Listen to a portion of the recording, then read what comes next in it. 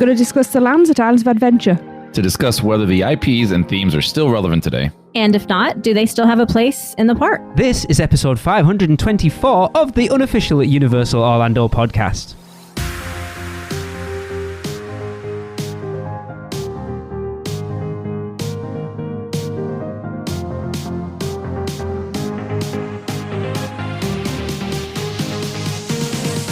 Hey everyone, welcome to the show. We are back. We'll pull the curtain back.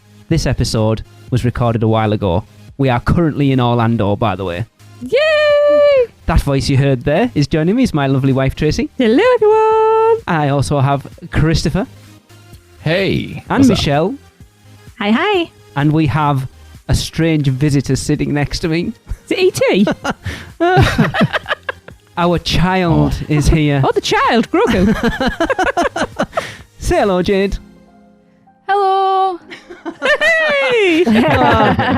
She's quite nervous. She looks Hopefully, hopefully it will come out of its shell as we go. It's Making her feel right at home. Yeah.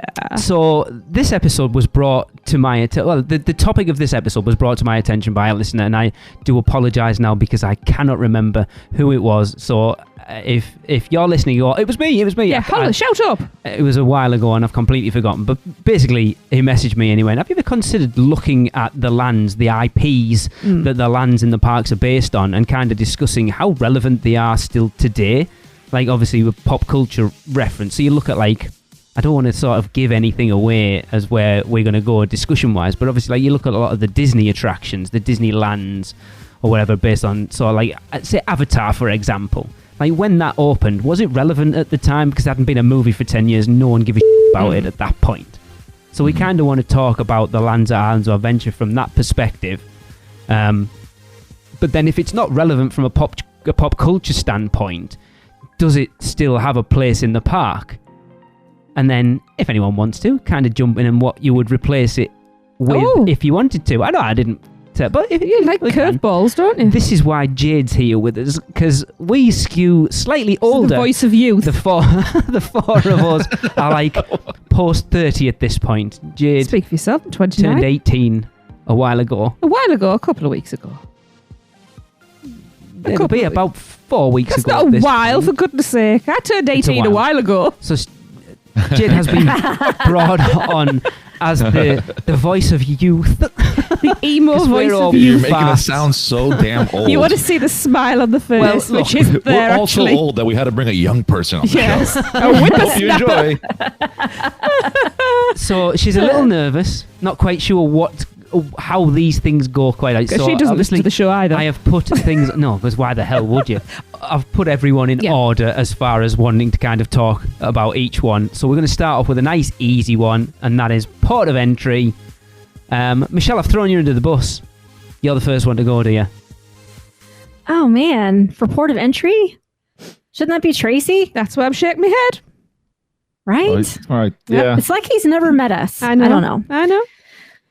Port of entry. So my opinion on port of entry is, I mean, it's not really based on any kind of an IP or anything. So yeah, it's relevant. Yeah, that's what we're like. If it's not based on an IP, because there is another land in this park that's not based on an IP, but obviously based on a theme.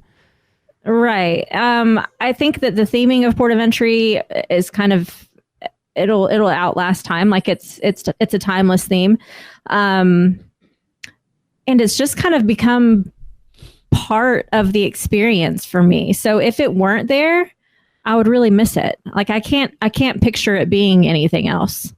I don't even want to picture it being anything else. So in my opinion, yes, it's relevant and it always will be. Port of entry. I agree. I think so. Like, port of entry is obviously like your first, view of the park. It's like your main street in Disney and Hollywood Boulevard over in Universal. And like Michelle said, it has kind of like this timeless kind of thing, right? It's its own little story. You can go there. If you rewind the clock when they first open, it still has that same feel that you go there, if you were to go tomorrow. So it doesn't really change or gets, outdated, in my opinion.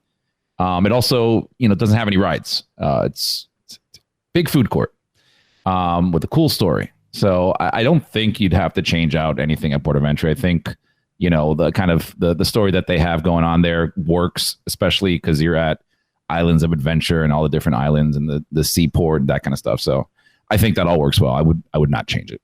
Mm-hmm. Yeah. Yeah. So Port of Entry it's your opening scene. It's your scene setter. You are walking through it's setting the story. It does. You're walking through a port that was created from shipwrecks. Because if you look around, the windmills made from sails of the boat. The merchants that are about are people who had boats that were wrecked, or they've ended up migrating here from the islands that are dotted about. And it is the port, it's the hub of the whole place. So you're walking down there and it's progressively telling you a story before you get your big reveal of the lagoon. So for me, it's essential. Without that, the rest of the park isn't really cohesive. Yeah, So I think it's interesting because obviously so if you go to Confisco Grill, there's a lot of props from every land in the park. yeah, So it kind of anchors the rest of the lands into that entrance land. because that's trade. It would have been so easy for them to include elements from elsewhere around the park in Port of Entry, It would which have been a would have mishmash. dated it at that point. It would have made it less relevant. Whereas as it is right now, I agree with what everyone else has said beforehand. It will never date. It will never become irrelevant because they picked a very timeless theme for it that has its own story, and it's absolutely perfect. It's very romantic in thing. Yeah. See, I'm interested in Jade's point of view. She probably has no idea what she's going to She's say probably right crapping now. herself now. But from a point of view of someone that isn't into these things as much as we are, and doesn't probably know the story of Port of Entry as much as we I'm do. interested to hear what she's got to say because she's What got do a you very think artistic of Port eye. of Entry, Jade? So I don't think it has to be necessarily relevant to pop culture. Not everything has to be brand new and fresh and like from the latest movie. Like you can have stuff that's different from that, and whatever. It's also original. It's like they created it, I feel like if you have a Universal park and most of the stuff isn't made by Universal, it seems kind of weird because your park is your park and you have stuff that you haven't created. So the fact that it's an original thing is really good.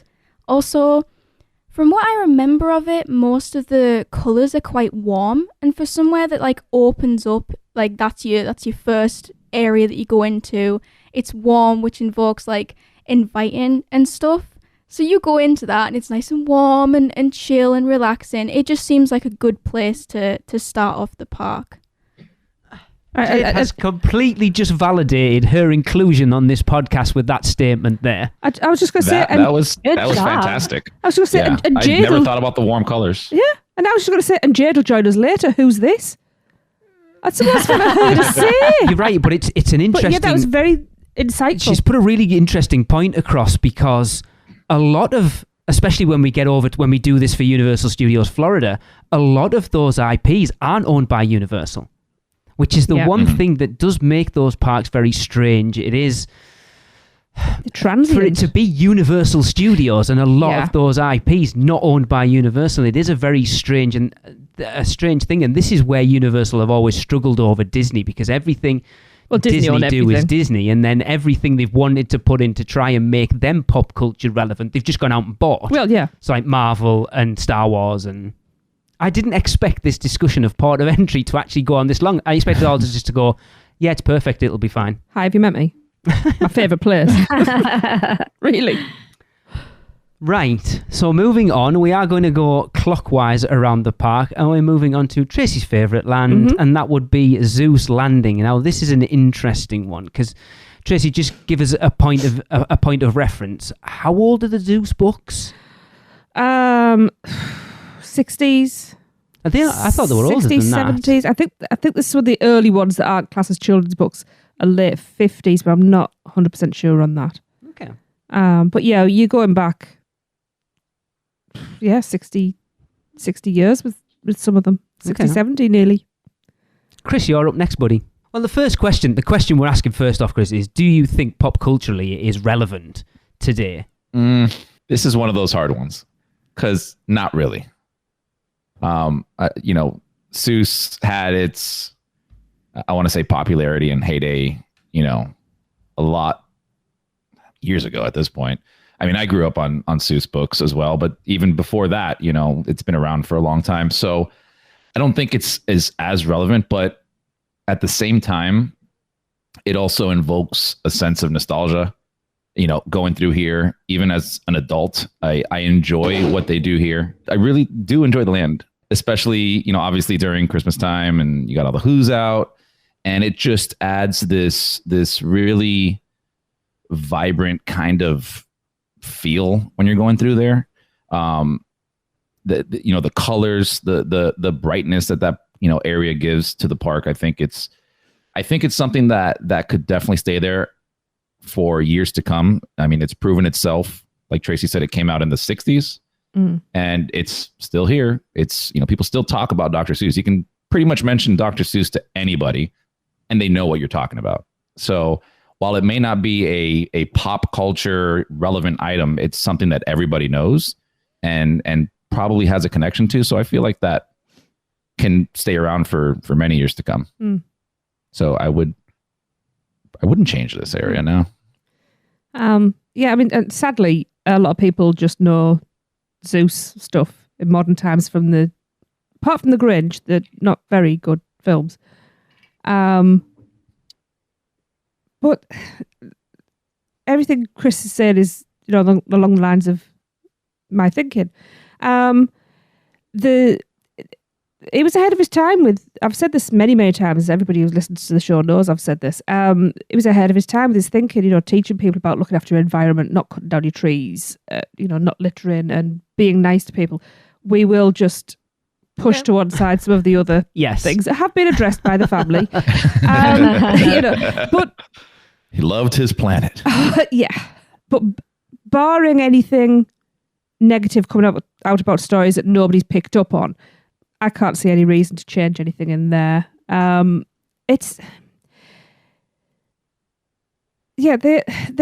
are timeless messages, not just stories. Most of those stories have a moral grounding, and a lot of people need that nowadays. Let's face it. So for me, not just because I love the land anyway, but for me, I think it still is relevant. And it should still be celebrated. Yeah, I didn't think this one would be as divisive as it is. I mean, considering those books have been around for as long as they have, and I think it's definitely more in the US than over in the UK. That I think a lot of kids got brought up on Dr. Seuss books in the US more so than they have over here. I mean, Chris and Michelle, were you brought up on Dr. Seuss books as kids? Oh, yeah. Yeah. Yes, you pick them up through the book fair, definitely, or have them mailed to your house. It's some of the first books you learn to read from. Yeah. Mm-hmm. See, our kids got brought up on them because of us going to Islands of Adventure.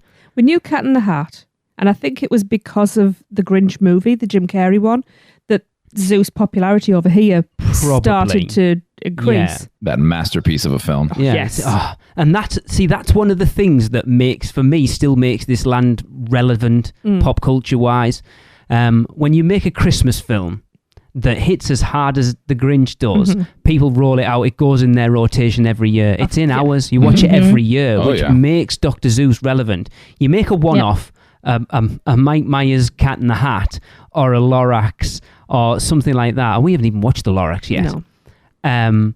You might watch it once, and then maybe 5 years later. But with the Grinch being as good as it is, people watch it every year, and that keeps that relevance there every year. And then the fact that they really lean into that at Universal by doing Grinchmas every year definitely keeps it more relevant. And I agree with Tracy. Look at the message that the Grinch tells and the Lorax are probably more relevant now than they were when he wrote them. I'm not quite sure what message the Cat in the Hat is giving, though. Don't around at home when your mum's out. Yeah, you listening, Jade? Don't wreck the house when your mum's not in. I don't know where. weird little creatures messing. Yeah, don't They're do just that. the kids, aren't they? So it's a strange one because it is old. It does have that nostalgic feel, but I think there's still pop culture things coming out about it now. Like you say, there was the Benedict Cumberbatch Grinch came out a few years ago. Look at the phenomenon that's Wes Tank last year that came out doing his... if you haven't listened to that episode, go and find it. It was awesome. And go and find Wes because he's amazing. Those raps that it is still pop culturally relevant. And I think it's also one of those things that is very timeless. Yeah. And has a place in that park because of that reason. But Sam Naj, you are still wrong.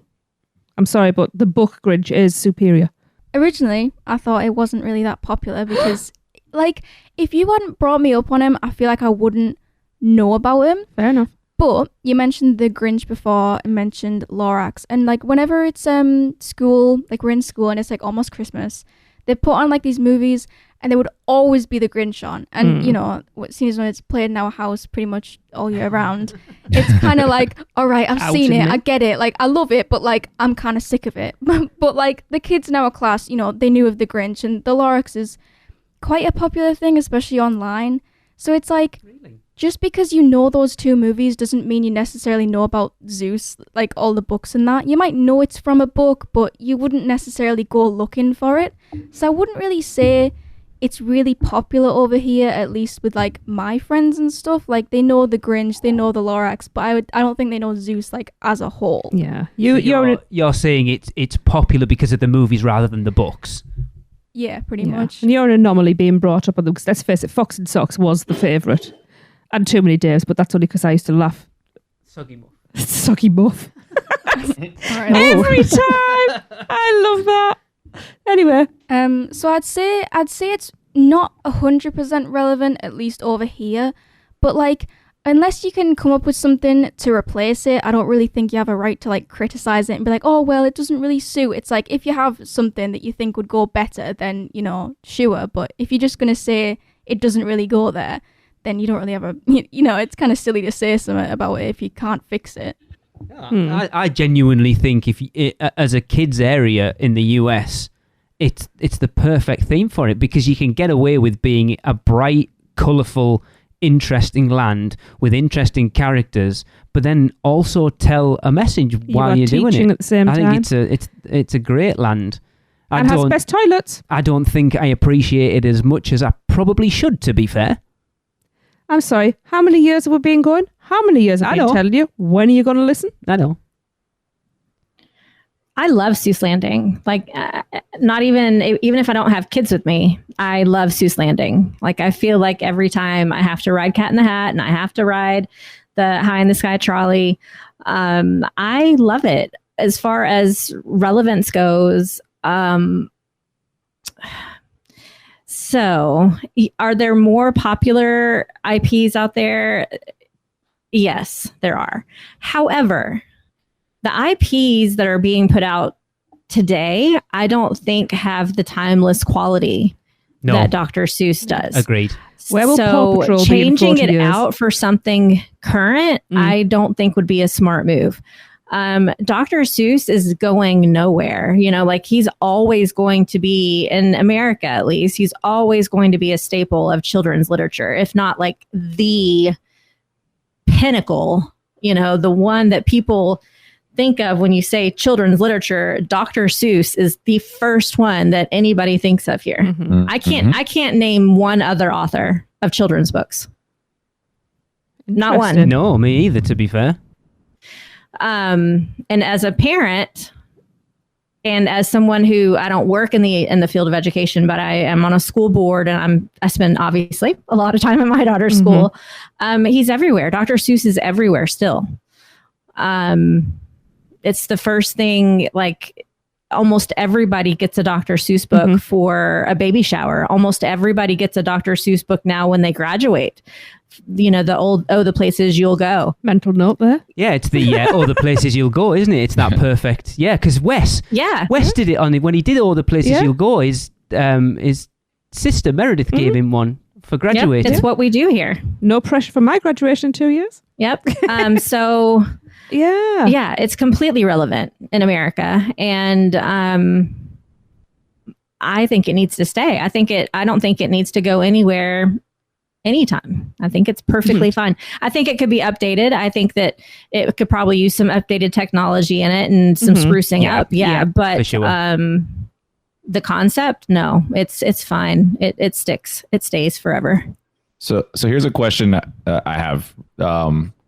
If, and this goes to anybody, if you were to replace this IP, is there anyone that comes to mind? We're keeping it a kid's land, I'm assuming. Yeah. So like we got to keep the lands at least close to the vicinity of what And it's it is now. It's got to be younger children. You see, the interesting point I was going to, and Michelle kind of brought it up there. It's interesting because they did pick something that is timeless. And so much material. Because we looked. So wasn't there something like 63 books? There is a land at Universal Studios Florida that we will talk about when we move over to talk about that park, where they chose IPs for a kids area that weren't very timeless. Yeah. So it's quite clever when they picked Dr. Seuss for that land. I mean, the only thing I can think of that has any longevity, we have that here, and that is not owned by Disney, would be Bikini Bottom. Yes, SpongeBob. Yeah, but that's. I mean, that's SpongeBob has been around forever. It is, but it's been around a long time. I know, but what I was saying is that's probably age 8 and up. Jade, from a SpongeBob point of view, I know if I asked you, would you like to see a SpongeBob area? What would you say? I mean, I think SpongeBob's kind of cool, but like from my view, I think this might be a little bit biased, but I think that The Amazing World of Gumball would be a really cool one. High five across the room. Maybe Gravity Falls. I was just going to say Gravity Falls, Gravity please. Falls. True. Gravity Falls. It is like Disney. Wait. Gravity Falls is Disney, isn't it? I know, but hang on. It is. Oh, if it wasn't Gravity Falls at Halloween Horror Nights. Me and Jade are having a moment. It's actually a really difficult question, Chris, to come up with something that skews that young that would make a land that would have enough to pull from to make an entire land. Yeah. Because I mean, even if you, and I'm sure we'll get to it, right? Like if you get the juxtaposition of this land and Toon Lagoon, that is filled. Oh, we'll get with there. Tons of. Yeah, no, I'm just saying. Yeah. That it's interesting that it's so, again, another timeless piece here that will be around forever, I think. And everybody knows Dr. Seuss. Mm-hmm. Yeah. Yeah. I can't think. Tracy mentioned Peppa Pig. There's actually there's a Peppa Pig land over that's over at here. Legoland, isn't there? Yeah. The one that comes to my mind is like Sesame Street. Yeah, that's I don't know how relevant that is for children That's a Busch nowadays. Garden. That's a Busch Yeah, Garden. Busch Gardens and And SeaWorld. SeaWorld, yeah. It's terrible over there. Yeah, see, the thing is that Disney really has dominated the market for the younger kids, especially now with Disney Plus. Nick Jr., it still exists, but it's not like people don't have cable, like traditional cable and satellite TV very much anymore. So they don't really, Nick hasn't come up with something that's like Disney Plus. So pretty much that younger small kid generation now, it's all Disney. So that would be kind of hard to replace. Everything I'm Seuss thinking Landing. of is short-lived. I mean, Teletubbies, but I think there's a Teletubby land. Oh gosh, Teletubby. And that's only really going to be one Blue's Clues is time making a thing. comeback. You know, in the Night Garden. Oh, I hated that so I love much. that. She loved it. I hated Let's it. just get rid of kids' areas altogether and just make it Rick and Morty.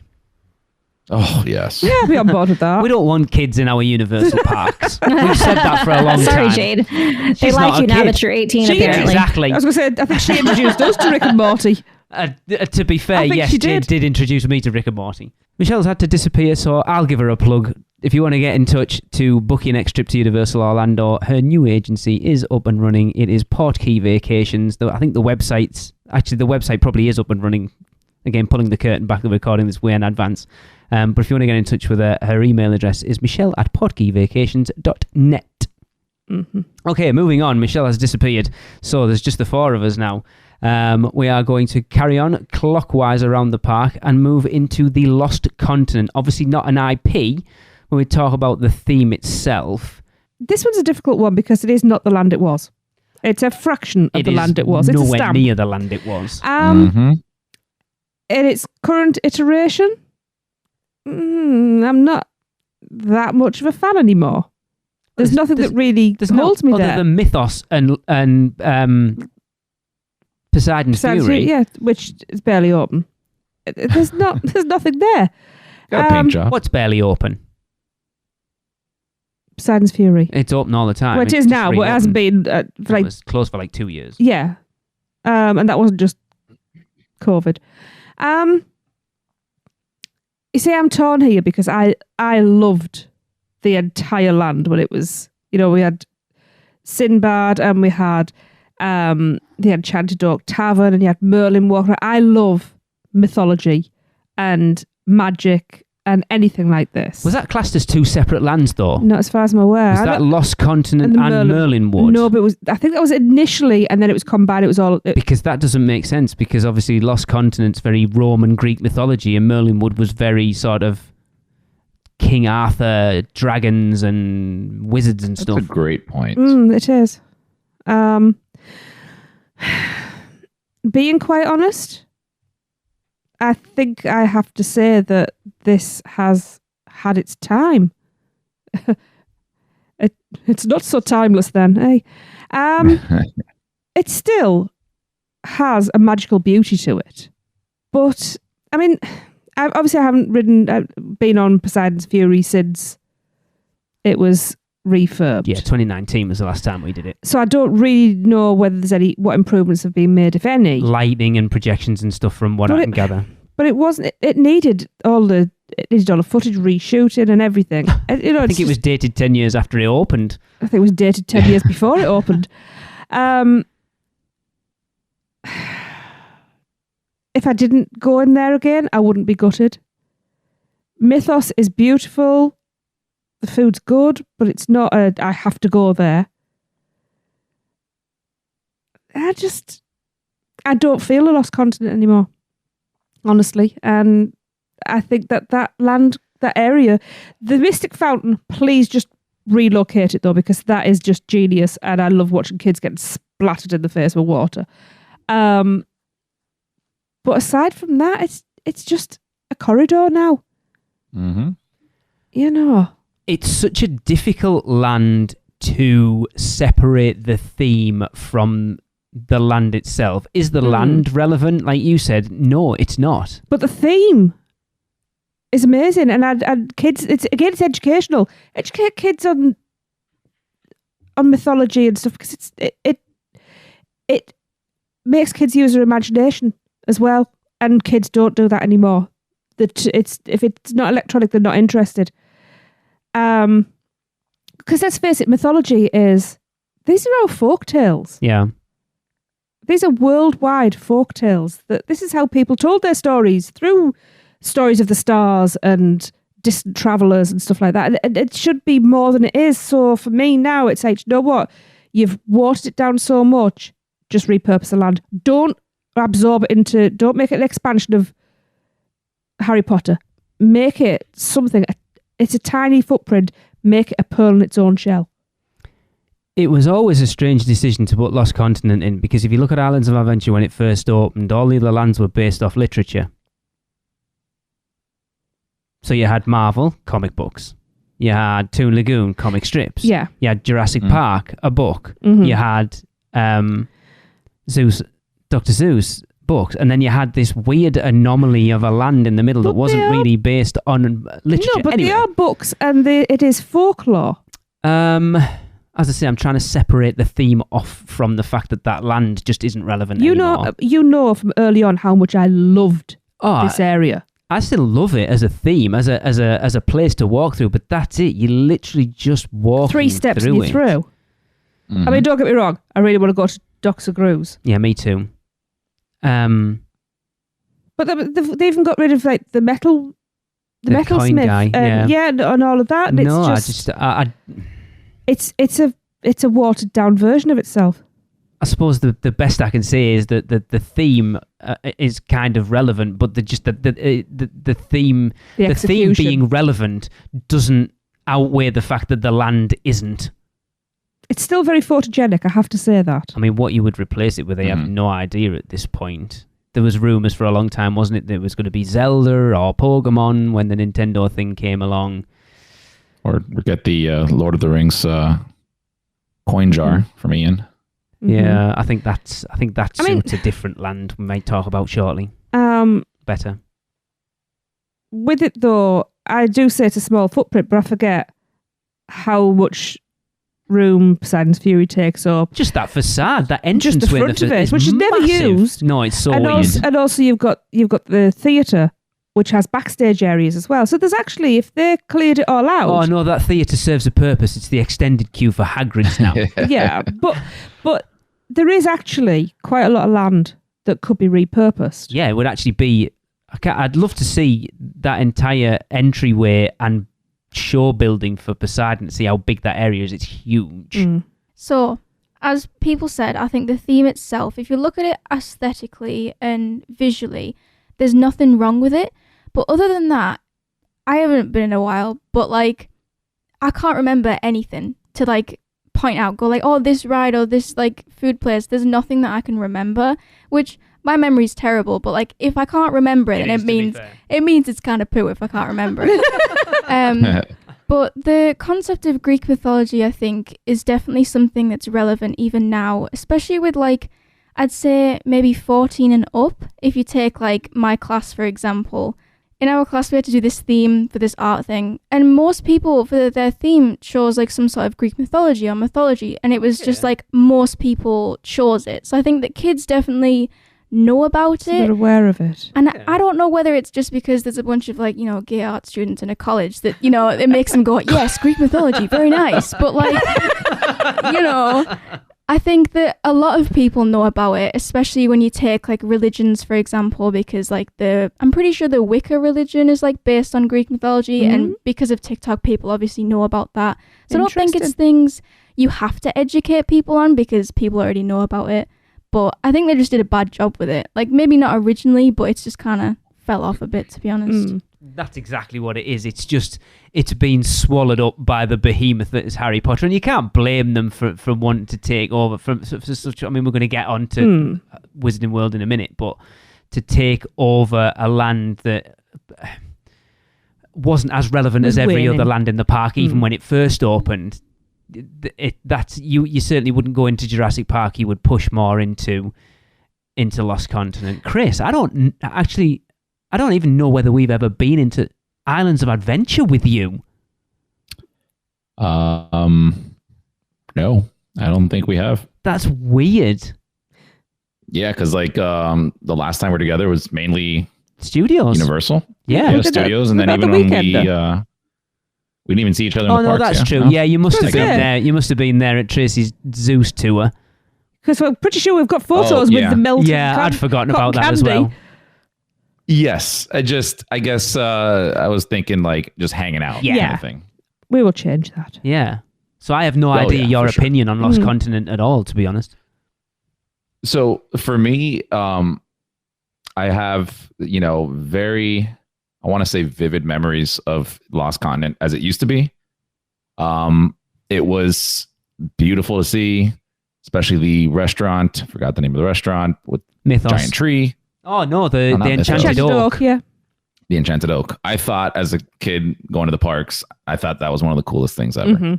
I'm also, I like mythology and everything this land had to offer, right? As you said, the land is no longer a land. It's a little food court that you can walk through to get between Zeus and Harry Potter. And as it is now, they could change it to something else. Honestly, it would suck to lose some of that. Going back to nostalgic views of Poseidon and all that. But honestly, how much time do people really spend in that area? And if you're queuing for Hagrid's a lot. Yeah, that's very true. And I'm even thinking back on, when it was a full land, and I'm thinking how it would be today. I honestly don't know if it would hold up as a land today. No, probably not. Just because now, and I'm not knocking this, right? I loved all the little booths, the stands, the coin maker, all that stuff. I loved it. But really, it almost, if I think back on it, it just feels like a Ren Fest, a Renaissance festival. Yeah. And I love I going to those it. too. But I don't think that would fit into today, like 2022. Like they would have to have done some major renovations, updated things, and just changed it. And that would be really difficult, trying to keep that theme that they have going on there. So I don't know, maybe it's just going through its transformation that it needed to do. But I, again, love the land, but if they wanted to retheme it into something else, I would. I'm trying to think what I would retheme it to. Rick and Morty. Every last Rick and Morty. Like I say, it's just the more you start talking about Islands of Adventure and Universal Studios Florida, those two parks, the Lost Continent sticks out like a sore thumb because it is the only land that's not based on an IP. Mm-hmm. It's such a strange decision to put this land in that's not based on anything, and everything around it is. Maybe it should have been called IPs of Adventure. It's just weird, isn't it? It's a very strange... Well, remember at this time too, it was, the theme parks were a different animal as well, right? Like right now, going forward, everything is, IP. Mm. And who's going to get the next coolest IP, and who's going to make the land, and, high level theming and all that. Yeah. When this was being made, there was still a lot of original stuff, happening over at Universal, over, down the road at the Rat Park. It wasn't the craziest thing to say, oh, let's just put an original idea here. They did it, with Port of Entry as well. They could have themed that too, but they didn't, do any IPs. Yeah. So it made sense at that time. It wouldn't make sense now. No. I think the death knell was sounded when they, first of all, reconfigured Jewel and Dragons, and then took it out because that was a phenomenal ride. It was. Yeah. This discussion's gone on way more. You expect this to be quick, yeah, we only got through 3 lands. It's like, hi, have you met us? And one of them was the entryway. Right, I think this one's going to be fairly easy. Moving around again, we hit the Wizarding World of Harry Potter Hogsmeade. And this shouldn't take long, but I do have comments. Is the Wizarding World of Harry Potter relevant? Yes. J.K. Rowling has stabbed herself in the neck with all the comments that she's been doing later. So I think a lot of people have been... It's separating the art from the artist, as Jade likes to say. But I think Harry Potter is one of those things, like we've already mentioned with Lord of the Rings. I think it will always be... This is a future classic. It's going to be timeless. Relevant. As far as the land goes, relevance, I wish it was more based on the books than the movies. I think inevitably that's the one thing that will date it. We'll be riding for Forbidden Journey and seeing Daniel Radcliffe and Rupert Grint and Michael Gambon and Emma Watson. That will be the thing that will date it. Other than that, I know so many people that visited that land having never seen the movies, never read the books, and fell in love with it. Yeah. So this kind of brings me to the comment right at the beginning of, just because it's not relevant pop culture-wise, does it still have a place in the park? And obviously it is relevant, but if you have a land that people just fall in love with because of how well themed it is and how much to that nth degree they've gone on the theming, will elevate it above the IP itself. I think there's a couple in studios we're going to talk about when we get onto there about that relevance. But I think Potter is relevant and always will be relevant. All right, Have you read the books? I think I've read one of them to you when you were a little kid, didn't I? She can't read. I got the first book and read it over and over again and then just never progressed through it further. Yeah. So I'm gonna probably upset a lot of people, but I'm not really the biggest fan of Harry Potter. I know. It's not the idea of it that's the issue. You say, separate the art from the artist, and as much as that is good in theory, for me personally, it's kind of difficult to. It just, because of what J.K. Rowling has done, it puts a bit of a sour taste in my mouth, and it kind of skews my vision of what Harry Potter is, which isn't anyone's fault. I don't think if you like Harry Potter, you're a bad person or anything like that. It's just, for me, I don't really like it because of her, but obviously it just depends on how you take it. But the theming's really good, especially, it's more than just an area of like aesthetics. It's also like the food fits the theme, the rides fit the theme, like everything all makes sense in the area. You have some places that might have a couple of themed foods and stuff like that, but it's only really specialty stuff. I won't say because they're like coming up next. I don't want to say it beforehand, but like, you know, because there's like a lot of stuff that links to it, it makes it more relevant. It makes it more just seem like a different world rather than just a different area in a park. So I'd say it's relevant, but it is kind of old by my standards because like, I don't know, like 10 years old. What, the land or the books or the books, the movies? The books came out. I think the first one came out in like 1999.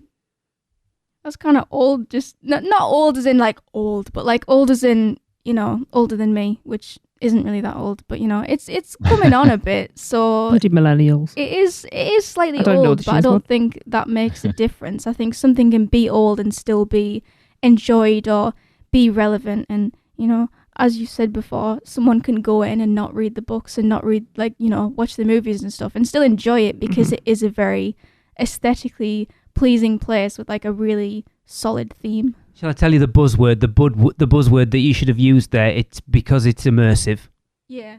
Chris, for someone who hasn't read the books, even though I've barked at him for about the last 5 years to do so. Chris can't read either. I do not know how to read at all. These Dr. Seuss books. Yeah, I don't know. I'd probably rip this land out. What would I retheme it with? I don't know. Jaws. Shut your face. No. Yes. I'm backing Chris. No. This is a quick one. I haven't read the books. I've seen all the movies multiple times. I've discussed the books with a bunch of friends, Alexa, you know, and I love everything about that storyline. The newer one, not so much. And this land is perfect-ish. It's kind of what set standards on what theming was going to look like moving forward in theme parks. Absolutely. Hell yes. It's that if it wasn't for Hogsmeade, you don't get Pandora, you don't get Galaxy's Edge. Nope. Simple as. Yep. This was the land that changed the way theme parks started doing immersive themed lands. Yes.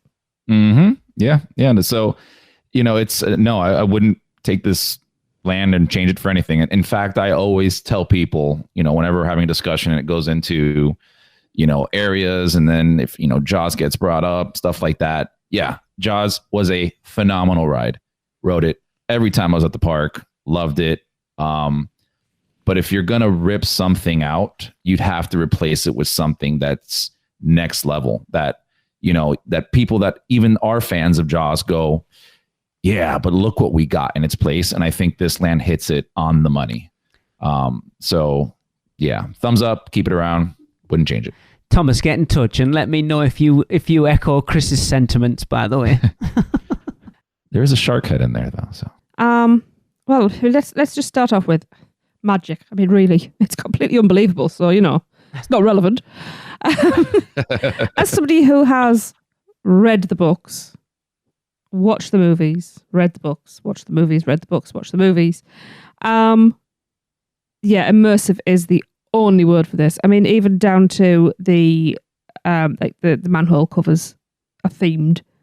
Where you sit is themed. I mean, hell, in the owlery, there is even bird, and I'm pretty sure some of it's actually real.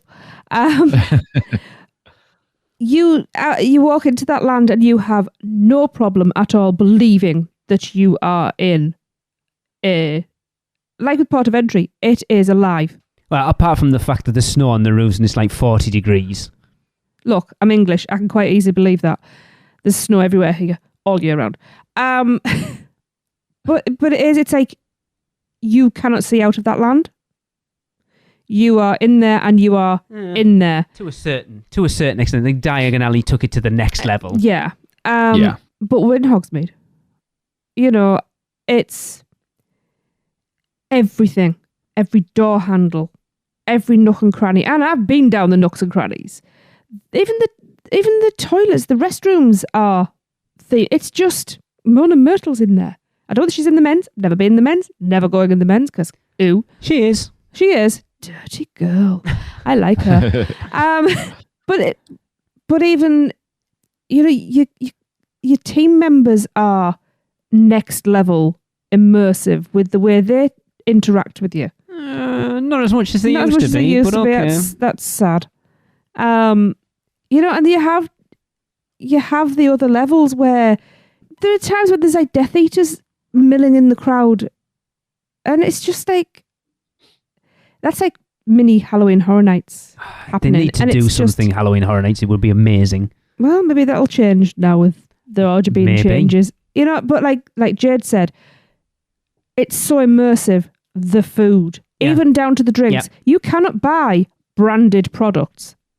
I love that. I love that you can't buy a No. Coke in there. It's brilliant. Yeah. Which suits me because I'm a Pepsi girl anyway. But then this is the thing where, so Jade, you talked about not liking J.K. Rowling because of things, but the Wizarding World of Harry Potter Hogsmeade wouldn't be what it is if it wasn't for her, because she had her hands were all over it of wanting it to be a certain way. You will not serve Coke products. No, You there was cannot buy no this. bending. So it's Yeah, but it's even little things like you go and buy not a Hinky Puff, not a Jigglypuff. That's a Pokemon. a pygmy puff. A Pygmy Puff. I knew it was some sort of puff, not a matcha green tea puff either. So yeah, so you buy one of those. You don't just buy it. There's a whole ceremony, and you name it there, and then it's held aloft like Simba. Apparently, because I missed hours. I know you're still bitter over it. It was Eric's fault. I'll blame him. It was your fault. Anyway, it's things like this as well, because any of the other lands, I don't know this happens. It's Galaxy's Edge, I think they do a lot of crap with lightsabers and stuff. here in Universal I'm talking about. Oh, yeah, no. And it is the whole experience. Do I want more of it? No, I think with the two areas we have enough, because otherwise we are just going to end up with an entire Harry Potter park, which I'm not against, but it should have been done initially. Well, Epic Universe. I'm not talking about that. I'm talking about within the parks itself. Okay. Don't want an expansion No, I of don't think you'll get any Hogsmeade. more. Don't want an expansion of Diagon Alley. I think they are enough as they I are. think you might get one of Diagon Alley. I think that Fear Factor stage might go and something might go Mystery in and there. Magic is what we're hearing, isn't it? But yeah, I'm waffling now. Yeah, Hogsmeade, relevant, keep it, like it. I don't think you can say anything else. It's timeless because of that whole wizard. This is where the whole Lord of the Rings rumor doesn't make sense to me, because it's very similar to Potter. It precedes Potter by a couple of years. Yeah, but just a it's- few years. I'm not. But I'm not. I do get that, but it's still. You don't want to put something in Samey. that's kind of the same. Yeah. I don't think it's I think they could sit as side by similar as what you're side. saying. Yeah, I'm the same. Anyway, I think it could sit side by side. continuing round the park, about to throw Jade under the bus. We are moving into Jurassic Park. Under the Dinobus. This is an interesting land, actually, because this land has evolved over the last few years. Jade, Jurassic Park. So, Jurassic Park, is it relevant? Kinda not. Like, there was like a new movie that came out. Was there? Of the Really? Jurassic one. Like about 3 weeks ago. Yeah, I didn't see it because I don't like Jurassic stuff. She is what not do my I child. Like? Nothing. Not dinosaurs, Jurassic stuff. I think dinosaurs are cool. I think anyone can like dinosaurs and go through there and think it's cool. I don't think you have Thanks for to permission. read the books. Is there books? Yes. Watch the movies. It's the books. These are some of the best books ever written. Andy, I do apologise for our child, because I know you're Please. listening to us. Say, wait till I see her in September. Yeah. And honestly, please raise your child better. Apologies for how uneducated I am, clearly. So, Wow. you don't have to have watched the movies and read the books or anything like Wait, I've that. got a question. Have you even got a favourite dinosaur? I like the vegetarian one. Wait, no. Is it bad? No, is it bad that you can't even name it? You haven't got everybody's got a favourite dinosaur. The Stegosaurus. Is that's that definitely because the the only veggie one you can one. think of? No, the raptor. That's not That is veggie. not veggie. The A raptor actually is just Anyway. a group, but we will have words later, child. All right. My goodness, have I raised this badly? There is also, I'm pretty sure there's themed foods. Didn't they have that like blue summit? Churro. Yeah, the blue churro, and like they had this like jelly thing. It was on like a video because I watched videos. in the tribute store. Yeah, It was the amber. yeah. Oh. Yeah. Was it like a timed thing or Yeah. like a Yeah, it's year-round? limited edition. Yeah, but you know, like not everything is themed. I don't think. I'm pretty sure you can just buy like plain water there, but there are some. Yeah, there's no like things- Jurassic water because that'd be rank. I They do. mean, They do have their own Isla Nubla IPA over there, like. But yes, I agree with They Jade. do. You know that Jesus. Do you not listen to this show? I'm not Jesus. It's not like Hogsmeade where Is it everything- new, though? It's about a year. Oh, so that's why I Fairly haven't. new. So that's why I haven't had it then. That's you fine. haven't had Okay, it. that's why I don't have an Yeah, there's opinion You have yet. to have a few then. There's Oh, nothing definitely. so obviously I haven't been to the parks in a while, so I'm not sure about 3 years. the other parks and stuff. Yes. But I know that Jurassic Park is one of those ones where you can take pictures with, you know, animatronics or just general people. And, well, I Not mean, general people, because you'd- people tend. You'd hope dinosaurs, but, you know, there is sometimes some randos No, they're just in old there. people. I just take pictures of The people look in I've parks. just got. So, like, because you have social media and stuff, people take pictures and put it online. They take pictures of their own bums and stuff, so, you know, anything goes. Where the hell's this going? But, like, you know, Jade's only fan address. it's relevant to pop culture and, you know, social stuff because people can take pictures and post it online, and, you know, that's all people want to do. Also, Universal made it. So, you know, I think it's pretty representative of Universal as a whole because they made it and it's cool and, you know, it looks nice and has a specific smell to it. And, you know, you sniff all the way around. It's good.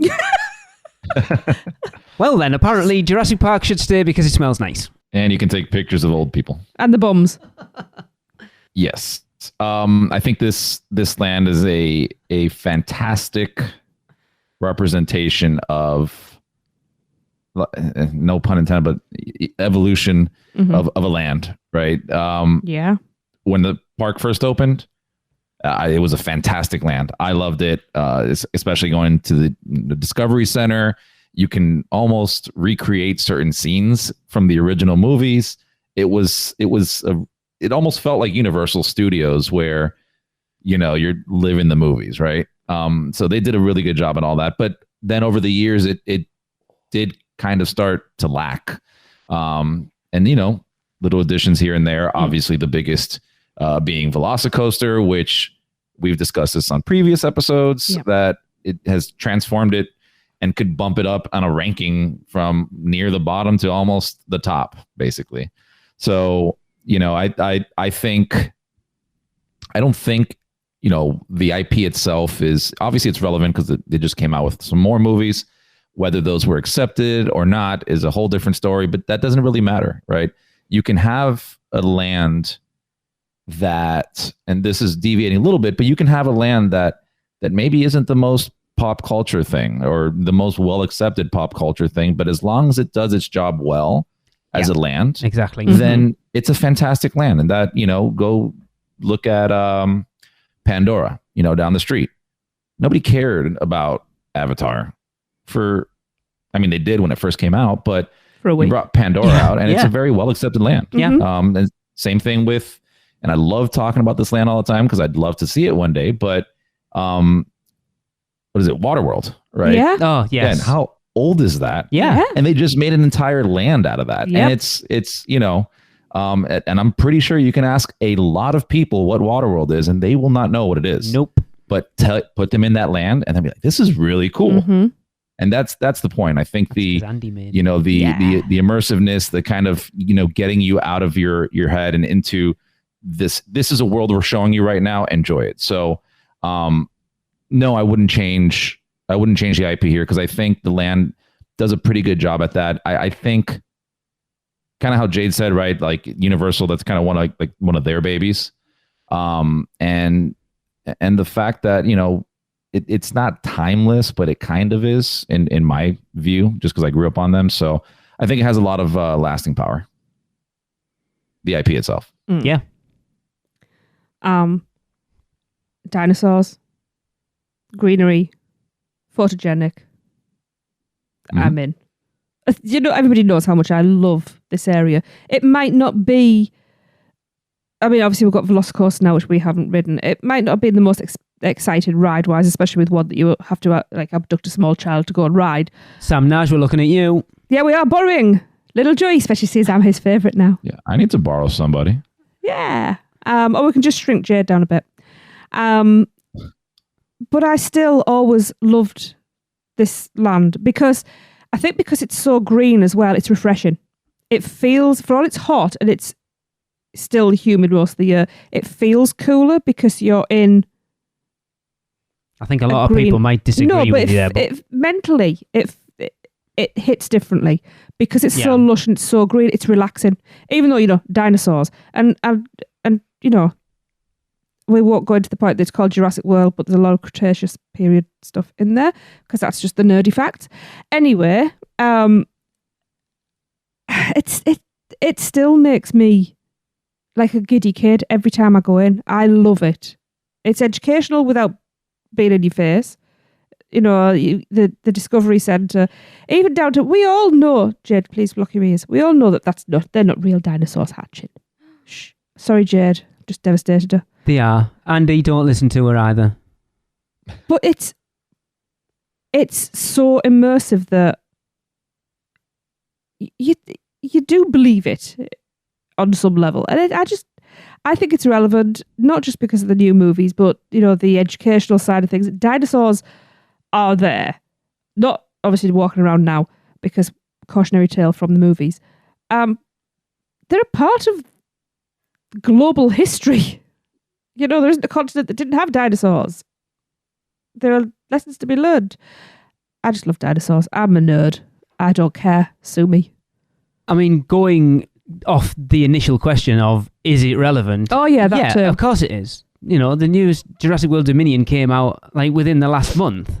So if that doesn't make it pop culturally relevant, then I don't know what does. Although I do want to see an addition to the lagoon, please. The Mosasaur. Absolutely. I would like to see them change the river adventure out to the one from Hollywood as well. Yeah. Yeah. But yes, it's relevant because those movies are still coming out. And to be fair, I really like the new ones. Did you see Dominion? Yeah. Mm-hmm. Yeah, I enjoyed it. I wanted to see a lot more dinosaurs in cities and stuff like we got for that first half and a lot less sort of sciencey thing at the end. I was a bit disappointed. I wanted to see all more know why you like it. More of the... Anyway. Did I? But Jurassic Park, I think, that movie when it came out, broke all sorts of box office records and stuff. And that was, 30 years ago? So, is it relevant? And it still holds up. Yeah. Yeah. I didn't particularly like it, to be fair. But, yeah, it's as relevant as it's ever going to be. It's as relevant now as it was probably when that opened. And like you said, Chris, the evolution of it is that they've allowed it to be even more pop culturally relevant by... I kind of like the fact now that they've molded Jurassic World into it rather than just making the decision of, right, we're just going to change it into Jurassic World. I like the fact that you've got the old and the new because it kind of screams to Jurassic World because the old Discovery Centre's there when you watch the first Jurassic World. So I kind of like that it's got that amalgamation of the old and the new. But then just taking the IP out of it, dinosaurs, they're always relevant. Kids, what boy didn't grow up? I mean, girls to a certain extent, but I'm saying for the most part, it was like little boys were all about dinosaurs, weren't they? And now everybody's about dinosaurs. Well, Jade and I went fossiling the other day. Yeah, I mean, I suppose it's technically the same thing, isn't it? So just from an aesthetic point of view, it will be something that even if you don't know the movies, you probably still get a kick out of again. Everybody's got a favourite dinosaur, whether they deny it or not. And then throwing in, I'll be honest, we used to walk through, it wasn't a land I liked when we first started visiting because there was out there. You did River Adventure once. When the first time we went with the kids, you'd do Pteranodon Flies because it was the only time you could get on it.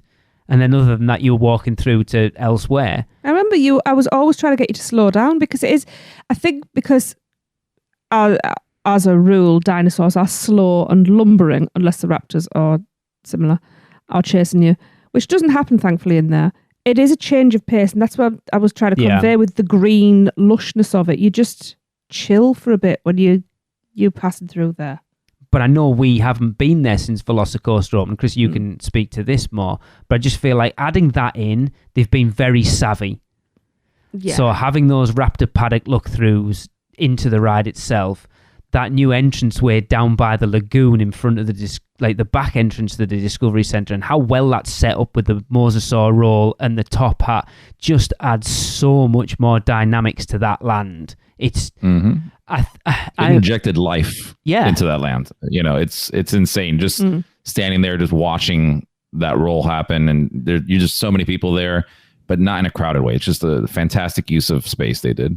Yep, I think it's probably the second most relevant land in that park right now. To be fair, I agree. There's one we're going to get onto. It could be an interesting conversation. Anyway, moving on to a land that isn't really a land, but I have to include it. And it's a pocket. Skull Island. It's not really an island, but it says it's an island. Yeah, so well, it is because it's got food, it's got a ride, souvenirs, and a ride. So there's a land and a bathroom. Skull Island. I thoroughly enjoy this land. This pocket of land. The IP itself, because that's what we're talking about. It's nothing, crazy, Kong. Everybody knows Kong, right? That's also been around for years. Yeah, forever, right? Black and white movies had him in there. So it's been for a while. While it may not be the most pop culture thing out there, this is another example of using, a great use of space, because it's a tiny sliver of space, but they put in there a very immersive ride. I enjoy it very much, and I don't think anybody comes off that ride not enjoying it. It's such a nice ride to go on, a little different. So yeah, I wouldn't change out Kong for anything. I don't know what you could put there that could use up the space as well as it does. Obviously you could put anything, but I think what they did with Kong there, I think it's a great use of an IP inside of that land, and separating it how they did. I think it's something that can stay there, and I think it's something that can have some lasting power as well, because it's not really based on any specific thing. No.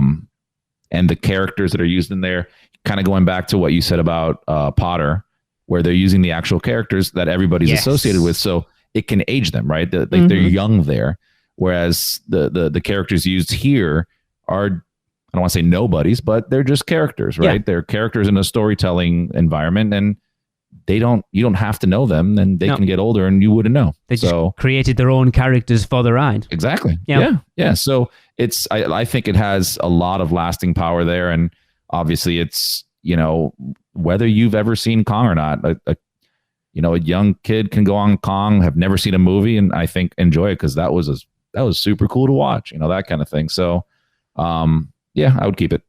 Sam's Joy is the prime example, isn't he? He went on it. They took him 5 times to get on it. There's only 3, bless him, when they went over last month. And he's like constantly going around beating his chest now. I'm Kong. Yeah. So it proves your point. Yeah.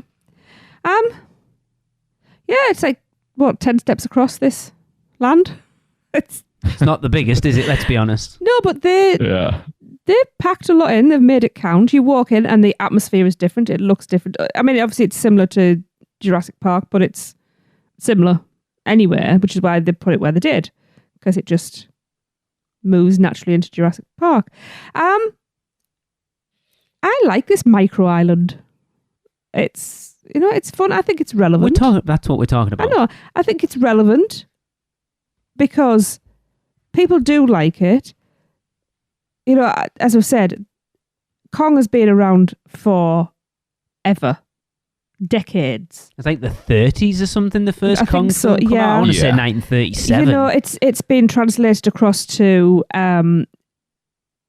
like your Japanese Godzilla versus Kong and stuff like that. It's been in culture globally for decades. So to give it this, because we were talking about the movie earlier, and I was like, honestly, I have very little recollection of it. You would tell me who's in it, and I'm going. Oh, Skull Island, yeah. Yeah, and I'm going. Tom Hiddleston was in it. I watched it. Really? Brie Larson. Yeah. Brie Larson, Sam Jackson. He's got a cast. Yeah, and I'm just. Yeah, no, brain fart. It has evaporated from my memory. I watched it not that long ago again, to be fair. But the fact that they are making new movies based on it, the ride itself is really good. It's, you get that right spot in that truck and you're going to have a phenomenal ride. It's really clever. And, I've got to the point where I watch it and I look behind us to see the transitions and stuff like that because, I'm a nerd and I like to see how things work. But yeah, I think it's relevant because we've got new movies coming out. It's introducing people to it. And you know me, I like the classic stuff. And if this makes people go back and watch the original as well, even better. So I think it's relevant and expand it. So basically, again, we're looking at, is King Kong relevant? And I think it's relevant in two different ways because, again, like how long ago did Kong versus Godzilla come out? Like was it last year? I still haven't seen it. No, last year, the year before. Yeah, me neither. I think it was recent. 2 years ago. Yeah. So again, you've got that like with Godzilla and then with Skull Island, Godzilla and then King of Monsters and then this coming out that they're trying to kick off this sort of Monsters universe thing. And they seem to have gone down relatively well. But then also it's relevant from a history point of view of Universal Orlando or just Universal. You think of Kong being there in Hollywood and then Kongfrontation being where the Mummy is now at Universal Studios Florida, that then bringing Kong back into the parks makes it relevant from a long-standing visitor's point of view as well. But again, even without the IP, it's a massive big gorilla thing. Like, who doesn't want to see that? It's awesome. Again, with dinosaurs and stuff, it doesn't necessarily need to have the IP attached to it for people to go in and enjoy what it is. And I think I agree with you, Chris. It was a great use of that space. I'll be honest, I can't even remember what was there before it now. It must have just been a blank plot of land. I think it was just like part of the path. I think it was just trees. So Universal proving again how well they can use tiny plots of land to put in an attraction that generally has a large wait time. I think it's got. It's also just to add to that, what you were saying about the IP itself is, you think of that, black and white Kong, and this is also a Universal property. Yes, in a sense. Yeah. So it's nice to have more of that in the parks. You say I often wonder why Kong isn't classed as a classic monster. Because I think the classic monsters are more like the horror things, whereas Kong wasn't. You're telling me that a 40-foot gorilla is terrific. To be fair, yeah. I'd rather take on Dracula or the Wolfman, to be quite honest. Yeah. Yeah, better odds. Yeah, exactly. But I think it has a lot of longevity. Like you say, Kong's been around for 80, 90 years at this point. So there's no reason why it shouldn't be relevant for another 40 or 50. All right. So mentioned before about like the movies and stuff. So therefore, it's relevant. But if you think of it as like it's quite small, but there's a lot of stuff packed in. So if you're just walking through, say like the queue or something, you'll find a lot of smaller things, a lot of hidden details that are quite interesting. So even if you haven't watched the film or any of that or don't know anything, you'll find like smaller hidden stories which can definitely be interesting. So it doesn't have to be 100% relevant because you can figure out the story along the way as well as other things. I think it's definitely an interesting place. The fact that they managed to mush all that into a smaller area, I think like it follows along from Jurassic Park, it's really cool that they did that because, it just kind of blends in. It feels one. Like an extension of. Yeah, it's like, obviously it's different and, it is a different theme and stuff. But the fact that it blends in, it makes it feel bigger than it is, which is something you need for such a small area. Yeah. I think it could be extended, definitely. But with how small it is, I don't think anyone could be disappointed because there's so much in that area to look at. But I think it is relevant. No one has to know who Kong is to be able to enjoy a big monkey, No, exactly. That's what I said. And it's one of those, this is what annoys me about Islands of Adventure not being open as late as it should be, because that at night is a beautiful, stunning attraction. Like with just the from the torches and outside. everything. And then, Chris, if you rode it at night, Yes. it's so much better. It with the flames Yes. on the outside. I mean, it And just if you get the outdoor portion as completely well. different. Yeah, it's Oh awesome. yeah. Yeah. I think Much better at night. that Plus, your eyes are also adjusted, so Yeah, you can enjoy it a little exactly. bit more. And you know, the ride itself is a romp. It's the best bus ride on property. I mean, Jade hit a great point I didn't bite. about telling the story as well, because like I kind of made me think of Horror Nights, because how many people know the backstories of those houses when you go through, but those houses tell you a story. You're trying to cram a story in a 6-minute walk through a house. Kong does a good job at that as well. Yeah. There's only one thing that will make the ride better, and that's a bus Party at the sandwich. A bus sandwich, Yeah. Chris, did you hear that? She is absolutely correct. Right. Particularly a breakfast bus sandwich. Yes. But yes. We move on to our penultimate land, and I Ooh. think this is, I was going to say it's divisive, it bloody isn't at all. I think this is the easiest one. We are going to move on to Toon Lagoon. How do you spell irrelevant? You could go out and ask the younger generation, of which, you know, obviously there's only one below me, who any of those characters are, and maybe they would tell you who Popeye was.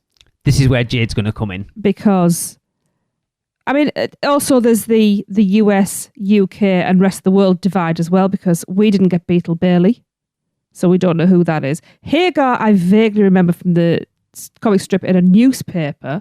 Marmaduke, the same, but I think we got it on the TV, but I actually think it was a mistake because we had our own series called Marmaduke. Heathcliff was the one I remember There was more. Heathcliff, yeah. Obviously, Popeye, we know. Yes. I grew up with a little bit of Dudley Do-Right, but you don't remember. Because you watched it, you bought the Brendan Fraser movie and watched it with the kids. I never watched it. I got it for like £1.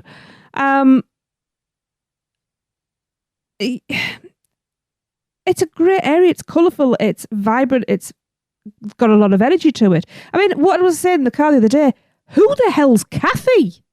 Apart from she sells ice cream. I mean, it's good ice cream as well, to be fair. It's Ben and Jerry's. It's okay. Because I don't even have the decent... I enjoyed it. Yeah, but they have vanilla, chocolate, strawberry. Wow. Where's the Monster? Where's the Cherry Garcia? Where's the decent flavours? Anyway, back to Toon Lagoon. It has a couple of cool things. I mean, I love the thought bubbles and the speech bubbles. Yes. I love having fun with those. There are some great gags. It's a comic book. There are comic book gags. These are brilliant. But relevancy? There really isn't any. Those gags could be there without it being comic book themed. Yeah.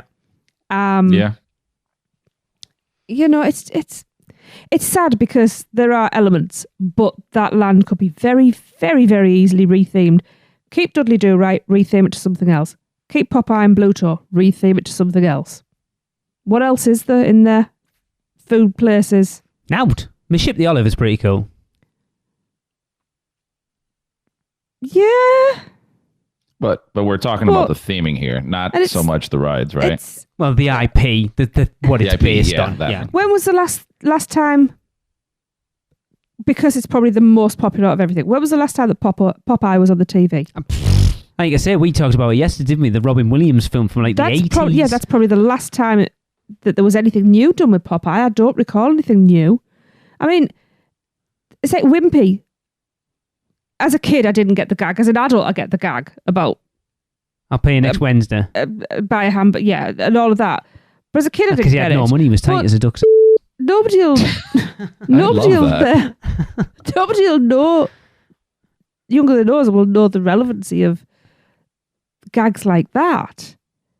It's just, sadly, it needs it. That needs to be the next land that's rethemed. Right, let's just put it to bed now. It is not relevant. And to be fair, I don't even think it was relevant when it opened. Those I were know very from dated cartoons. Nope. From the stories that we've heard from the likes of Jim Hill and stuff, they were literally scratching round for characters to fill that land out weeks before it opened. But as a land... Maybe if it had been cartoons like Garfield and stuff like that, they were very relevant. The problem is comic strips aren't a thing now. Newspapers generally aren't a thing now. And that's everything's online. That's what decreases its relevancy. So what you're saying is it needs to be TikTok land. I mean, you could do that, or Instagram land. So, Jade, how about Rick and Morty? Yeah, Jade, what a brand new idea. How many of these characters have you heard of? Do you know who Hagar the Horrible is? No. Do you know who Beetle Bailey is? No. Do you know who the Phantom is? Of course. No.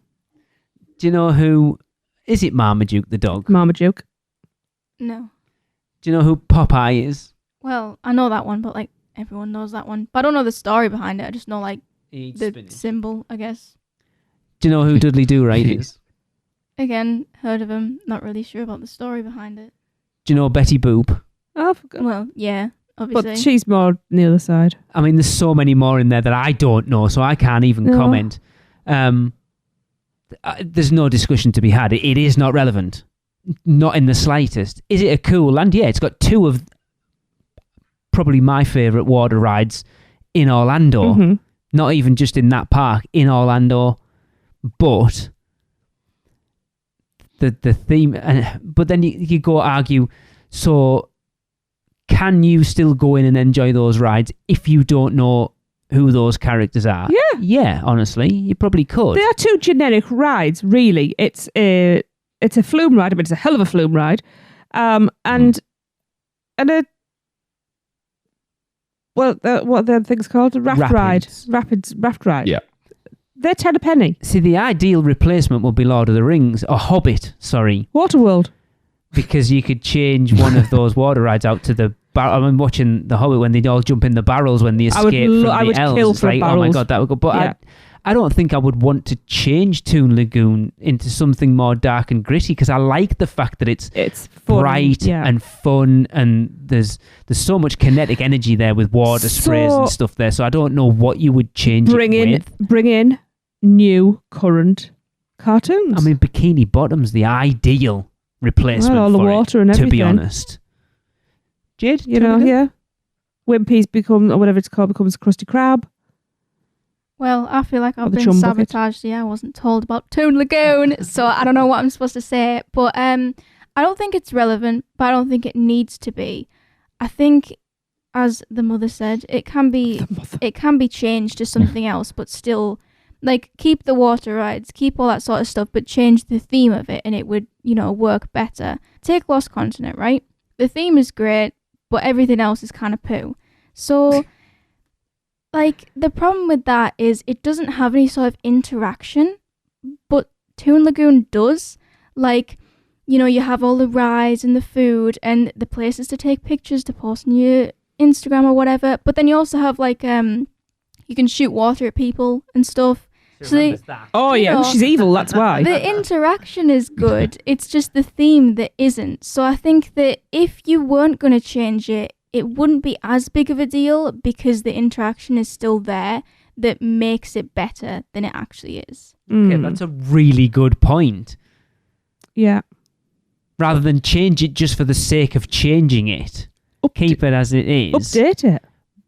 Because there's a lot, like, what kids don't like running through water sprays and stuff. I mean, our two did it at bloody Gatorland for about half an hour. I'm already thinking, from their first trip, all the photos that we've got from there, guess what you're doing this trip? Yeah, you're recreating all of those photos. But yeah, so the answer is no, it is not relevant, not in any way, shape or form. But that doesn't mean that land still can't exist. Would we like to see it updated to something else? Of course, just to make it relevant.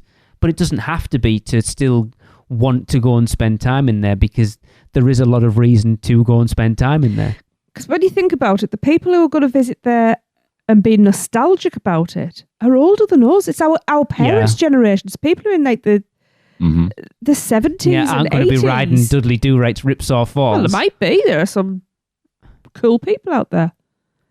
Yeah, I think when it had first opened, I kind of think it was outdated, but we're assuming that we're talking as if this was a kids area or a kids land. And it really isn't. It has some water aspects in there, but it's not a kids land. You're right. The same way like Seuss is, or the same way like Kids Zone is. This is actually an adult area. So trying to comprehend how and why they did this land, I'm thinking they were hitting or trying to hit a demographic that was not kids, a little bit older. So they probably grew up on some of these things. I mean, I'll be 100% honest with you. Completely outdated right now, right? As it is. But the two rides that are there, the both Doodly Doo Right, like I grew up watching Rocky and Bullwinkle, Doodly Doo Right, all that stuff. And I grew up watching Popeye, two of my favorite cartoons growing up. And those were before my time, but they would play on whatever, maybe it was Nickelodeon or something at that time. I don't know what it was, but they would play there. And I loved these characters. And I think it's because my dad would make me watch this. Yeah. You know, it's one of those things, but I really enjoyed them. So I love those two rides. It hurts to say, like, you know, retheme it, because I would feel a little bit of a loss losing a Popeye ride and things like that. But yeah, I mean, it's overall, like you were mentioning some of the names earlier, even to Jade, right? And you're saying, oh, well, maybe in the States it's different. Like they would know. I had no clue who you were talking about. And when I was typing them in, I'm like, oh, that guy. Yeah, the army guy, have no clue. I've never seen a show with him. Wow. And if I did, I blacked it out. Yeah. Not to say it's bad. The only two characters that I have any connection to there are Popeye and like Dudley Do Right. Yeah. But the other ones I didn't even know. And, you know, I'm not old, but I'm not young. I'm like kind of in the middle. I'm mid. Yeah. You say you're middle-aged, Chris. Is that what you're saying? He's not middle-aged. Sure. I'm not middle-aged yet, so he's not. Maybe, Thanks, if you want to... Welcome. If you want to keep with, like... She's only buttering you up for tackies, by the way. Okay. Oh, yeah. You got it. Love you, Chris. Anyway, so it's... Where was I going? If you want to keep with that sort of, like, cartoon, hand-drawn sort of theme, what's really hot at the moment? Manga and anime? Rick and Morty. Maybe we've already, you weren't listening. We've already said that. You know, maybe that's where you go next, is because that's hot property. Well, they've got stuff over. What is it over in Japan? At Universal. Oh no, Attack on Titan, isn't it? Oh, Attack on Titan. Yeah. Yeah. So, like, they've got that over in Japan. I wonder if something like that would work. But there's lighter manga. I don't think it's generalized enough, to be honest with you. You know, and that's coming from somebody who loves anime. Yeah. Okay. But if you pick up on, there are some that are younger generation. Like I like Full Metal Alchemist. That would suit a younger. Was that what was that noise? Oof. Oh, that was me saying like oof. Is that a good or a bad oof? Good. Love that show. You know, so that you could retheme using these things, and you're introducing people. Then the relevancy is it's current. So people who don't understand it and don't know it, it's there for them to go out and explore because it's there. It's still developing. Yeah. And so you could. And there's a wealth of back catalogue to go in there hell and of look a at lot, as well. You know, and it's for all ages. And you know, if you want it, there's manga of it. It's like, what is it on the internet? Rule 34, something that Jade told me about. A face there. I was some shock that what? But not denying it. You know, just thinking outside the box, that would be something different that's not in the Asian parks. DC. Anyway. I mean, there's that. Oh yeah, forget we've got all those comic books as well. So, what did I go? Finally, we reach our final land. This is an interesting one, I think. And that is Marvel's Superhero Island. Because if you go just off its core premise, is Marvel relevant? Yes, it's probably more relevant now than it's ever been in its history. But Marvel Superhero Island isn't based off that. They've kind of tried to update some of the costumes. I think Cap's costume, I think, was brought up to look more like Chris Evans. But other than that, it's such a strange one because my thoughts on it are, if you've got kids who have grown up watching, so say a 10, 11, 12-year-old who've grown up watching the Marvel Cinematic Universe, so Thor, Iron Man, Hulk, all of that, and then they walk into Marvel Superhero Island and go, what the hell's this? This is the Wish version. The AliExpress version. And my thinking is it's only going... So I kind of am going to say it's not relevant. It is and it isn't. It's a difficult one. But it's only going to get less relevant when in 2 or 3 years' time, however long it is, when the Marvel Cinematic Universe welcome in the Fantastic Four. Because the main characters that Marvel Superhero Island's based off is the Hulk, Spider-Man, the Fantastic Four, and the X-Men. Mm-hmm. And I'm pretty did Marvel get X-Men? Is there's rumors that they're supposed to be coming into the Marvel Cinematic Universe, Chris, or not? Yeah, they bought Fox. Okay. So over the next 5 to 10 years, everything in Marvel Superhero Island is going to be part of Disney's Marvel Cinematic Universe. So is it relevant? Yes. But is there going to be a weird point where, like you say, you take your kids to go and meet Spider-Man? It's like, hang on, that's not Spider-Man. What the hell's that? But are the rides awesome? I love Doctor Doom. It's short. The Hulk's still one of the best coasters in Orlando. Spider-Man's still rated one of the best attractions in the world. But is the theme relevant? I'm interested to hear what you guys say. Do you want to wait a little bit? Or are you happy to go next? I think Jade's point of view from this could be very interesting, actually, because you've really grown up on those Marvel movies as well. So I don't think it's relevant at all. Most of the heroes or villains are quite old. I know that like Spider-Man isn't old, especially because they redid him, but as much as I love Spider-Man, it is all old school Marvel rather than newer. Like even when I first went through it, there's like this would you say billboard of like on, I think it's on like the left hand side of like a bunch of characters just running or something. I don't know. There's lots of like billboards and stuff, isn't there? It will be, are you thinking about the Fantastic Four above Cafe 4, the restaurant, like near where the Hulk is, where the bathrooms are? Yeah, but there's also like the lightning one. Oh, yeah. So like you mean the X-Men Storm. Yeah, you talk about all the big character. Yeah, okay. Yeah. So there's a lot of them. And when I was younger, even now, I don't even know who they are, which is kind of disappointing. But like, if I don't know who they are, then would a kid that's younger know who they are? Probably not. It's very old school. And there's not that much there if you think about it. If you think like, Spider-Man and the Hulk, and that's kind of it. Doctor Doom. There's 4 rides in that land. I think you'll find in that land, there's more rides there than probably in... Right, so there's 4 in there. There's 2 in Toon Lagoon. There's 1 in Skull Island. There's 3 in Jurassic Park. There's 3 in Hogsmeade. There's 1 in Lost Continent. And there's 4. So it's joint with Zeus Landing as the area with the most rides in it. So I don't even know what I was going to say now. Jeez, talking too much. It is my bloody podcast, you know. So I didn't even know who Doctor Doom was. I don't think you need to know who they are to be able to enjoy the rides and stuff. But, if you have a thing on Marvel, probably should know who they are. But Universal didn't even make it. And, like, I'm not assuming anything, but I feel like the only reason why they're keeping it is just to, like, flip off Disney and be like, we have some of yours. But, like, that's my kid. I don't know whether it was in Disney or whether it was in Universal. It might have been Hollywood, but I've seen, like, a video of this. You have, like, people walking around the parks that are, like, not cosplayers, but, like, actors of, like, Spider-Man or Captain America, and you take pictures with them. But I've seen one that's Wanda. I don't know whether that's in Disneyland. Yeah. So, like, all the people that are around there are still old school ones. There's no, like, newer stuff like Black Panther or Wanda. Well, obviously. So it's just it's very outdated. So I don't think it's really representative of Universal because they don't even own it.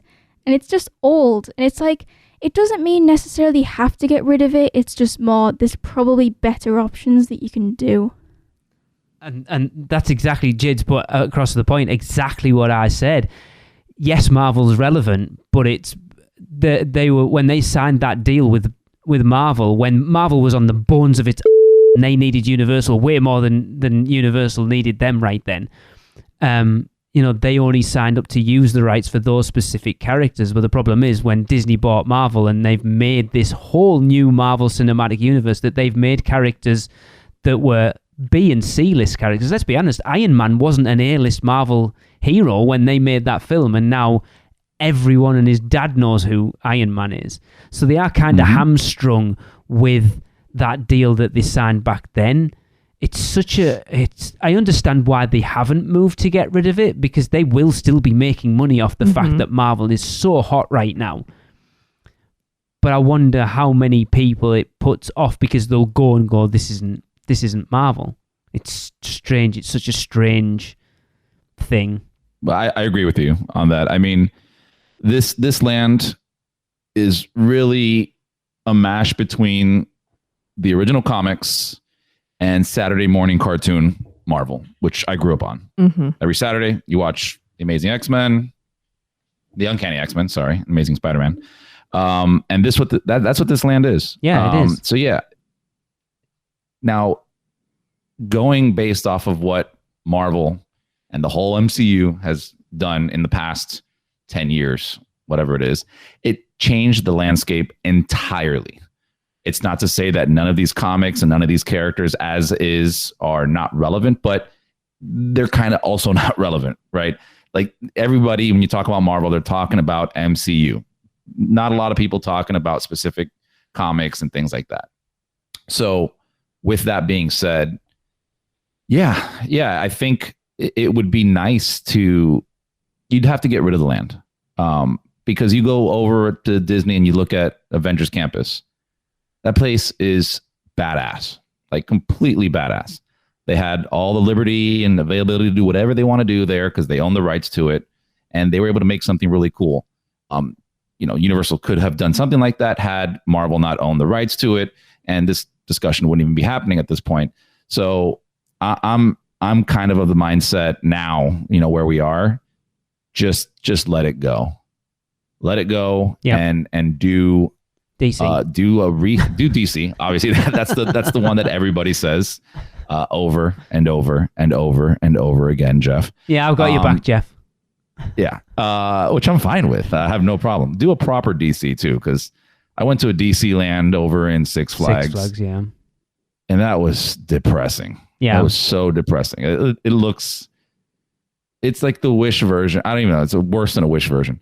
Terrible. I would love to see a retheming of this land with today's tech and ingenuity, creativity, that kind of stuff, and have full access to everything they need in DC. Just as is, Universal has their hands tied behind their back, and I agree they're not going to get rid of it. They're not going to get rid of it until they're making money off of it, no matter what. The day that Marvel, Disney, whichever one you want to call it, right, comes up to them and go, all right, here's a big fat check, hand it over, or some kind of clause in the contract that they mess up on. That's the only time you'll see Marvel gone. Yes. Aside from that, it's there to stay, and you're going to just have to live with it, which is fine because, like you mentioned, they have fantastic rides in there with a cool story that goes on. So, doesn't mean you're not going to enjoy it. But you're not going to get, an Avengers Campus level experience now. No, which is such a shame. Like I say, you're gonna take your kids to Marvel superhero, and they're gonna be like, "Oh, can I get to see Doctor Strange or Shang-Chi?" Like, no. Well, what about Shang-Chi? Yes. What about Ant-Man or what? No. What about? And it's just gonna be like, no. Exactly, and it's gonna be like you had mentioned, it's gonna be interesting because I believe when they showed Phase 5 and 6, so the Fantastic Four is scheduled. Yep, for Phase 6, in the beginning of 2024. Yep, it's like the third movie in, and then I don't think they mentioned X-Men because there was a lot of blanks in that roadmap. But it's gonna be interesting and to see what happens at that time, because maybe Disney right now doesn't care about X-Men and Fantastic Four in that sense. They're not too bothered by it. But because we're going to be exiting out of Phase 6 and the next trilogy of phases, it's going to be heavy X-Men.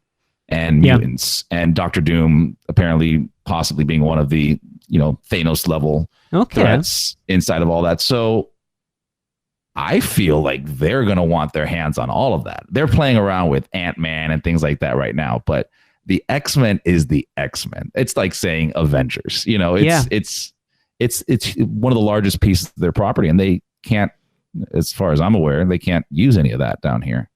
They're going to want to at their flagship park. So we'll see what happens in a couple of years. I think my soul just withered and died. I'm so marveled out. I'm comic booked out. I'll kind of agree with this point. I'm getting to the point where, unless we went to see Doctor Strange, I enjoyed it, but I like you Doctor thought Strange I can't be. I'll watch it when it comes on Disney Plus. I'm a little bit there with you guys. Yeah. There's kind of too much. I'm marveled and I'm Star Wars'd out. Yeah, I mean, and that's coming from a Star Wars head. Yeah. Shang-Chi though, yes please. I'll be all over Shang-Chi because that. It was different though, wasn't it? It was, and but so was Doctor Strange. Yeah, because it's all the mysticism, and I always love that anyway. And I think obviously we're not going to see anything like that come into the Universal parks because of the licensing and the contract and everything. See, I'm sitting here thinking, and it's like I don't do Doctor Doom. If the ride mechanism was reversed and it was a drop tower, not a problem. The other way, I can't ride it like that. So I can't do. That makes me. She doesn't ill. like the shoot up. She likes the drop down. I like the drop down. I can't do it the other way around. Stormforce Acceleratron. 10 a penny. I love them. Let me just try and get the child to fly out of the. You cannot spin fast enough for me. If my child doesn't puke, I've failed. The Hulk. Obviously, you haven't ridden it since it was redone. No. Great coaster. Does it need to be themed to the Hulk? No, because it's the ride itself that's great. Once you are out of that tunnel, you don't hear anything. Right, well, let's be honest. The Decepticoaster at Universal Beijing is the exact same ride. It's just a phenomenal coaster. That can be anything. Spider-Man, love it. But it's nostalgia. I'm more interested in the ride mechanics and all of that. But that one I feel would hurt a bit. What if they got rid of it? Yeah, that's my only sticking point. But for me, it's going to go at some point because of we know that. Do you know what? I'm just fine. Like, you've got Transformers. It's the same. But I'm like, do you know what? I'd rather have Batman. Can you imagine a Justice League? It would be awesome. I'd rather have Batman. Thank you. You would want Superman. Yeah. No, I don't want Wonder Woman. No, Batman. No, Batman. For being small, Batman has been. Anyway, that's it. I'm a Batman girl. Always have been. Or Deadpool Land. You're not going to get that because that's owned by Disney now as well. So. Yeah, I know, but Kingsman Land. That'd be fun. That'd be interesting. Yeah. But in its current iteration, with the age of the not the age of the characters, but the is generation the right word? Where they are, because they are old iterations of the characters. That's not relevant. Like we said, kids are going to come in going, "Oh my god, I'm going to see." Yeah, Black Panther or no, but even ones I'm going to see. No, you're not. I'm going to see Captain America, then go. To be fair, Captain America there does look more like Captain America. Or for a long time though, I've been a bit about this land. Spider-Man, yep, that's the only thing I want to do. I've had I had good pizza in Cafe 4. Recommend that. They have some nice restrooms. But I don't do Dippin' Dots, and that's all I seem to sell there. I don't like Dippin' Dots to look at me like that. I think this goes to a conversation we had a while ago. The problem is with Islands of Adventure, other than putting the stuff in Jurassic Park that they've done and Skull Island and Hogsmeade, the rest of it still is 1999 Islands of Adventure. Yeah. Which, from a nostalgic point of view, there's nothing wrong with that. I think the problem with Marvel is it's irrelevant because we know it's going to have to go at some point in the future. Disney are going to pull that. And we know that's going to happen. But because of that, they've been hampered and they haven't been able to modernise it. Then they can't do anything because that's... they have. They've upgraded, like, they've redone the video on Spider-Man and the soundtrack and stuff. It's soft. Incremental. Yeah, it's they haven't soft, been able to do anything. Yeah, soft movement because They can't I can tell put you- a brand new ride in there. I can tell you now that the Disney lawyers will be watching with eagle eyes for that They're waiting first for little that. trip, the tiniest little thing, and they will Yeah. pull the entire. Because as far as I'm aware, the whole contract states is they have to keep it in a standard that Disney deem fitting for the property itself. Yeah, and because it's such a dated property, What the hell that means, I don't know. because they're only allowed to use the very dated images. Yeah. It's and let's face it, the kids are the generations that you need to excite because they're the future patrons. They're the ones who are going to bring their kids, and they're the ones that you've got to please. And this, like Jade said, who knows what it is? Right, so here's an interesting question. Anyone with kids aged, let's go, 5 to 12, going No, into I don't have any of Marvel those. Super... I know you don't, that you know of. Okay. Yeah. Taking your kids in, how did they feel about Marvel Superhero Island now, obviously knowing about the MCU? Get in touch with us. I'd be interested to find out what Very interesting. people think, for definite. Cool. Right. I think it was a good job Michelle dropped off halfway through, because I think this might have been a 2-hour epic. Yeah, it's now Thursday. Jade, thank you very much for joining us. Your insight was actually really, really good. I expect more conversations like this at home now. I Thank feel you for younger having me. already. It was a very different. It's nice to have someone with a different opinion on, because we know for the most part our opinions, because Yeah. we've been podcasting together for a long time. We know Jade has opinions. Yes, she normally was- voices them a lot more sternly than she did tonight. Yeah, a bit more sweary usually. But yeah, Yes, our little delicate Jade. She's all if grown you up. have any comments on what we've talked about, drop us some emails, post on socials and stuff. It's interesting if you disagree Yeah, with you're us or allowed to agree with us disagree. or whatever. Yeah. It is interesting. The If we've Marvel missed one any points. is definitely I don't think it's a strange one. I think the problem is there's so much nostalgia there that it makes it a difficult choice. Yeah. Because I do love, Spider-Man especially, I love that ride. But taking the whole thing into consideration, it's tough. It's talking about a property that's relevant, but the version they have isn't. Mm-hmm. But think about this. Your Universal Studios, it's 1997.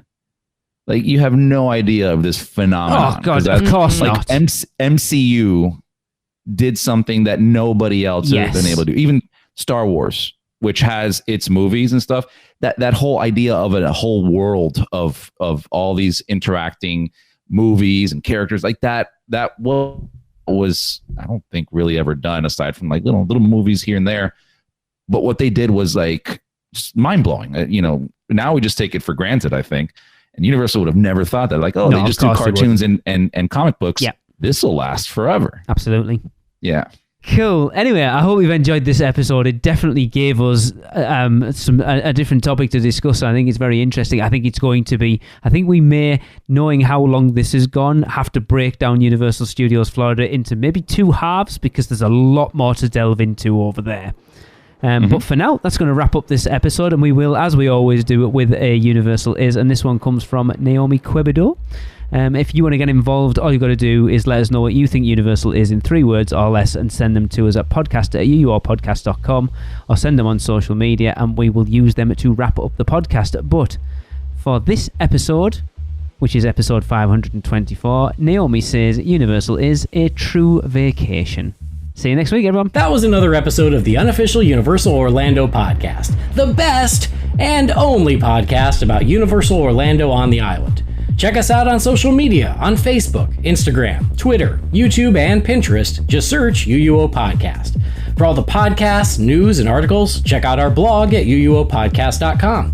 Contact us at podcast@uuopodcast.com. Join the Producers Club by emailing us at uuopproducers@gmail.com. Listen and subscribe to the podcast on Apple Podcasts, Spotify, Google Podcasts, Stitcher, and everywhere else podcasts are found. Check out our friends, the Theme Park Duo, for all your other theme park news, and email Michelle at portkeyvacations.net to book your next trip. So until next time, this is Amity 6, call off the Marines, we're coming home.